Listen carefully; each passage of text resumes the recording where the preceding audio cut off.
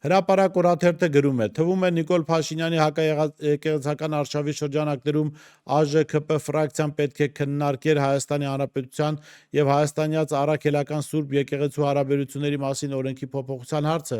համաձայն որի Հայաստանը ճանաչում է հայաստանյաց առաքելական Սուրբ եկեղեցու ինքնակառավարումն իր նվիրապետության սահմաններում, սա նշանակում է, որ պետությունն ընդունում է եկեղեցու ինքնուրույնությունը, ինչը ենթադրում է նաև առաջնորդի ընտրության հարցում ինքնակառավարում։ Հայ առաքելական եկեղեցի բարձրագույն մարմինը ազգային եկեղեցական ժողովն է, որը եւ ընտրում է կաթողիկոս։ Ընտրությունն անցկացվում է 3 փուլով։ Առաջին փուլից հետո մնում են առավելագույն ձայներ ստացած 3 թեկնածուները, երկրորդ փուլից հետո 3-ից 2-ը,